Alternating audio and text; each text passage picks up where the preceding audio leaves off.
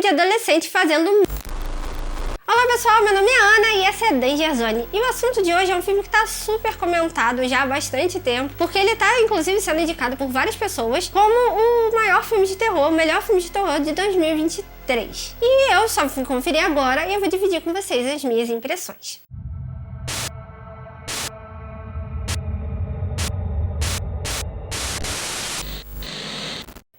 Acompanha a história da Mia, que é uma garota que tá vivendo um luto ali pela morte da sua mãe, que já faz tipo 1 ano que ela morreu, e ela acaba se apegando muito à família da melhor amiga dela. Essa melhor amiga acaba levando ela pra uma festa onde tem vários jovens fazendo jovice. Só que eles fazem de um jeitinho um pouquinho mais peculiar. Eles têm uma mão embalsamada, que aparentemente pertencia a um médium, que eles têm todo um ritual lá muito doido, que eles acabam encostando nessa mão, e através desse encostar e falar com essa mão, eles acabam tendo contato com o mundo dos espíritos. No momento que eles deixam que esse espírito entre neles, eles têm tipo uma onda muito doida e ficam assim, sentindo um mega prazer, mas coisas muito esquisitas acontecem com eles porque esses espíritos tomam conta do corpo deles. E quando isso acontece, é claro que fica aquela euforia e todo mundo tenta gravar e fazer mídia sobre todo tipo de humilhação e loucura que rola nessas festas. Só esse início você já percebe que vai ser um filme bem diferente e bem divertido. Esse filme, apesar de ter muitas camadas de diversão e de curtição dos adolescentes, ele consegue se manter sério até o final. Ele é um filme que fala do sobrenatural declaradamente, mas ele também tem um subtexto ali que fala de abuso de drogas e de outros problemas psicológicos que os personagens estão vivenciando, principalmente a personagem protagonista, que é a Mia. Ele não faz isso por um caminho muito convencional de filmes de sobrenatural que a gente tem visto ultimamente nos filmes tipo Invocação do Mal ou coisa assim, onde o principal recurso seria os jumpscares, ou então de criar uma aura que não tenha muitas cenas tão gráficas, né? Ele acaba dando uma elevada nesse terror de shopping center e tem sim cenas realmente perturbadoras, com maquiagens realmente assustadoras, violência pesada, ao ponto de eu ter fechado os olhos numa das cenas porque realmente deu um nervosinho. Então eu acho que ele dá uma elevada ali, ele não é um filme tão leve, tão bobinho, ele é um filme que ele consegue equilibrar tanto momentos mais light com momentos mais pesados, e eu acho que a gente tava precisando de um punch bem importante, assim, porque vinha numa leva de filmes muito tranquilos. E eu acho que só dele ter elevado esse tantinho assim já valeu a pena, porque ele tem uma proposta diferente. Isso já é muito maneiro. E nada mais justo porque ele vem do estúdio A24, que sempre tenta inovar em alguma coisa, sempre tenta trazer uma ideia nova. E ele foi dirigido pelos irmãos Philippou, que são dois irmãos muito doidos da internet, que tem um canal que eu posso até deixar na descrição. Tem coisa de ação, tem coisa de comédia, tem os gores loucos, tem umas referências a outros filmes de terror. Então eles são muito doidos, não são muito experientes como diretor de filme mesmo. Então, assim, foi uma primeira experiência de um filme grande que deu muito certo e que foi muito bem aceito pelo público. Esse filme é protagonizado pela Sophie Wilde, que, na minha opinião, fez um trabalho, assim, primoroso. Eu acho que ela merece até um prêmio de atuação, porque realmente é muito bom o trabalho dela. Eu acho que a gente vai ver muito esse rostinho por aí em várias outras produções, provavelmente. E a partir desse ponto, a gente vai ter spoilers, porque eu vou começar a analisar um pouquinho mais sobre o filme e debater principalmente sobre o final. Então, se você ainda não assistiu, saiba que vai ter spoiler. E aí, se você não ligar, claro, você pode continuar aqui, mas se você ligar, assiste o filme primeiro, depois volta pra falar comigo, tá bom? Agora que a gente pode falar sem medo de spoiler, vamos começar lá do início. Acho que uma das questões mais importantes do filme já é entregue quando a Mia e o Riley estão lá naquele carro e eles acabam vendo um canguru na estrada, agonizando, sofrendo, e eles têm posições morais diferentes a respeito do que deve ser feito. O Riley, ele acredita muito fortemente que quando existe um sofrimento muito grande, esse bicho deve ser sacrificado para que ele saia desse estado de sofrimento. Enquanto a Mia, ela tá vivendo um extremo momento de luto e de dor e presa nos próprios momentos dela, e ela acaba decidindo que ela nem vai ajudar e ela nem vai sacrificar, ela não consegue, ela até entende a função do sacrifício, mas ela não consegue fazer uma ação ativa em relação a isso. Isso mostra muito sobre o que ela tá vivendo psicologicamente, mas eu enxergo no canguru uma coisa muito maternal por causa da bolsinha. O próprio símbolo do canguru, ele pode ter mexido ali com ela por causa das questões de maternidade e remeteu a ela toda a questão do luto, da morte, do como ela tá encarando essa morte nesse momento e o peso que ela dá a essa decisão de realmente tirar uma vida. Ali ela tá tão conflituosa e tão solitária nas próprias questões que ela não consegue escolher e tomar uma ação. E eles acabam indo pra casa e seguindo a vida, e aí eles acabam parando naquela festa onde eles têm acesso a tal mãozinha embalsamada. E esse símbolo da mão, ele é muito interessante porque quando você faz um acordo com alguém, você dá a mãozinha,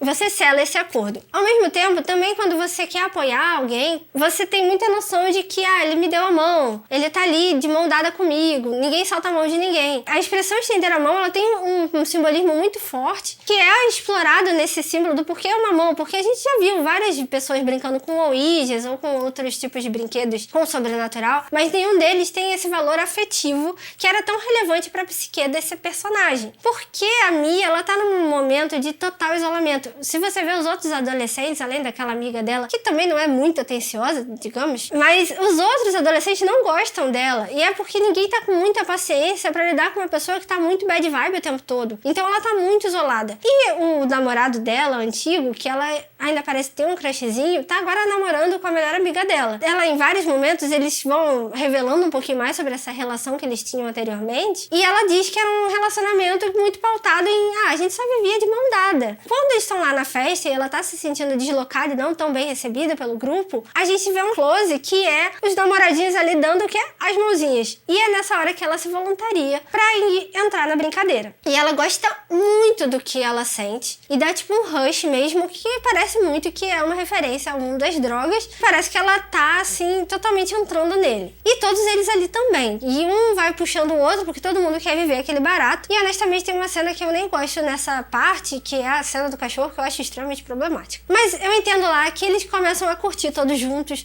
e eles passam por situações humilhantes, mas que meio que faz parte do rolê. Todo mundo vai passar por isso mesmo e um vai aceitando e eles vão todos compactuando ali de continuar brincando daquele negócio. Acontece que existem algumas regras e a gente não sabe muito bem todas elas, nem todas as origens. A gente sabe que só é indicado ficar ali em contato com esses espíritos por 90 segundos e que pra entrar no seu corpo você tem que permitir isso.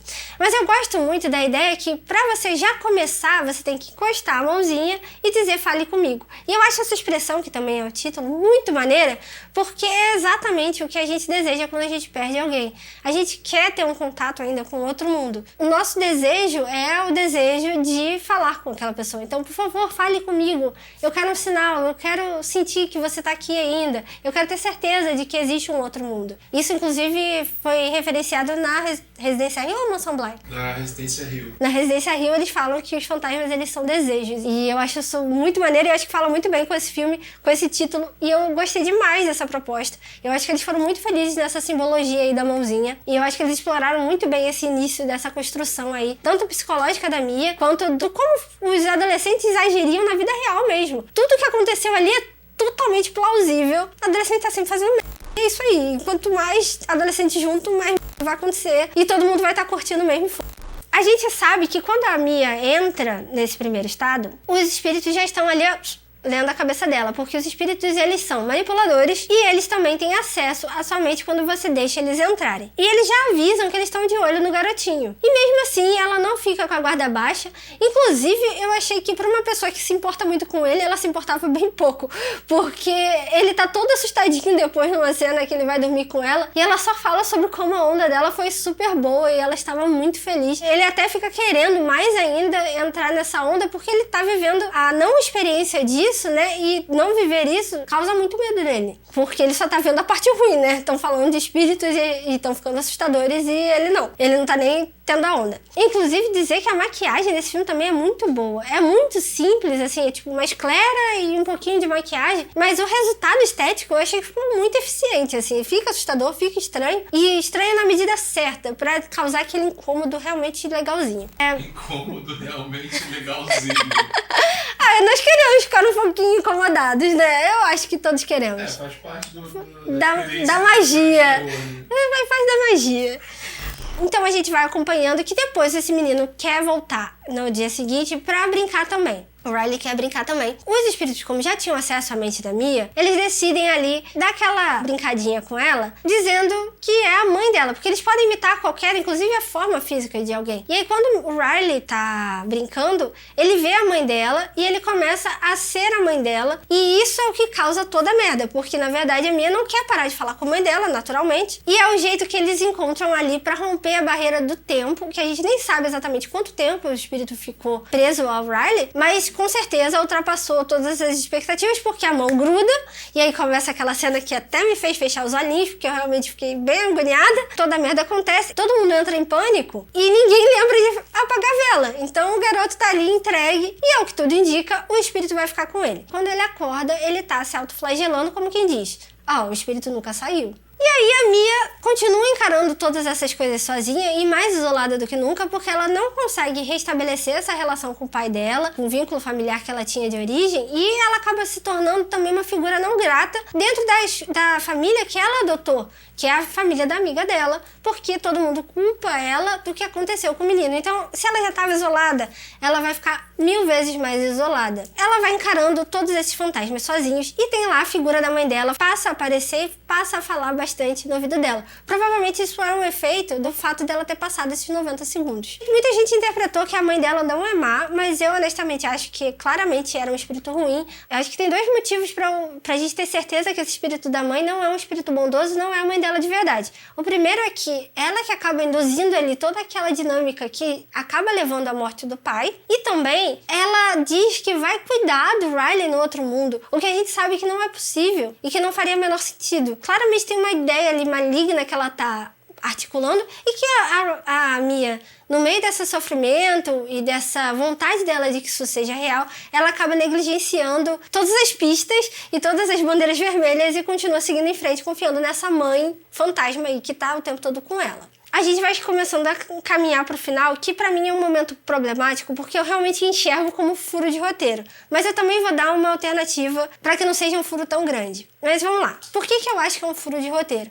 Porque as regras que a gente conhece indicam que o menino jamais teria se desvinculado do espírito, porque eles não terminaram o ritual da maneira correta, e porque, como ele continuou se flagelando, era óbvio que ele ainda estava possuído. E a morte da Mia em nada iria fazer com que ele deixasse de estar possuído, porque ela se sacrificar não liberaria a alma dele, porque para os espíritos são 2 almas. Então não faz o menor sentido ali por que o menino, no final, aparece curado. E aí eu fui pensando assim sobre todas essas manipulações e tudo que eles conheciam da Mia. Eu fiquei pensando que, como eles tinham acesso a muitas questões, essas questões elas vão sendo construídas ao longo do filme e elas são retomadas em diversas cenas. Por exemplo, voltando à cena do canguru, o Riley queria que ela tivesse matado o canguru para acabar com a agonia dele. E ela lá no final tenta matá-lo para acabar com a agonia dele. A gente sabe que a Mia tinha um conflito com o pai dela, que tinha várias questões ali mal resolvidas, que ela provavelmente culpava ele pela morte da mãe, e essa raiva latente pode ter sido um grande motivador de acabar tendo aquele momento do assassinato do pai. Claro que eu acho que ela não queria matar o pai. Todos esses elementos de raiva e dúvida vão sendo reutilizados. Assim como o desejo dela pelo outro menino, que acaba fazendo com que ela chupe ali o dedão dele, que é uma cena super esquisita também, mas eu adorei. E também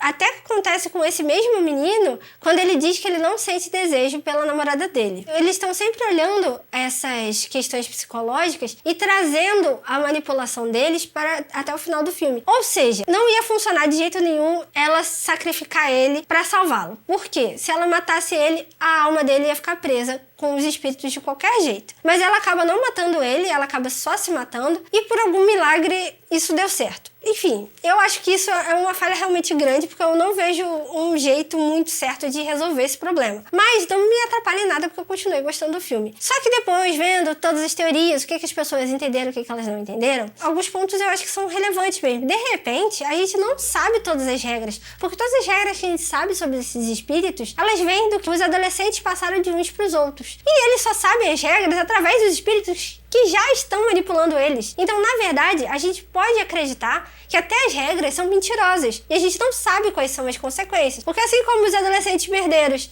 fazem merda com os espíritos merdeiros também fazem merda com os adolescentes. Eles podem estar todos sendo totalmente manipulados e não existe essa regra real sobre que o espírito, quando morre, vai ficar na mão deles, tanto que a Mia, inclusive, no final caminha sem estar naquele limbo. Aquele limbo pode nunca ter existido, ele pode ser uma manipulação psicológica. Também nada impede que o contato não seja permanente, que ele vá se perdendo com o tempo, com outras experiências. A verdade é que a gente sabe muito pouco sobre esse universo. eu vou dar esse desconto. Eu acho que essa é a moral da história. Eu vou dar esse desconto, até porque já tá confirmado que vai ter o filme 2. Então a gente vai ter mais chance de poder explorar o que era verdade mesmo e o que não era verdade sobre as regras dos fantasmas.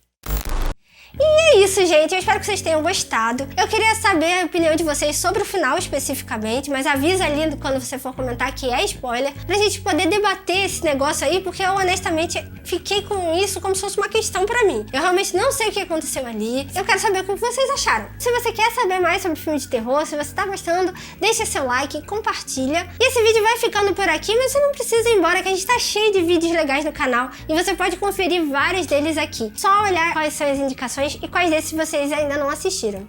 Beijinhos e até a próxima!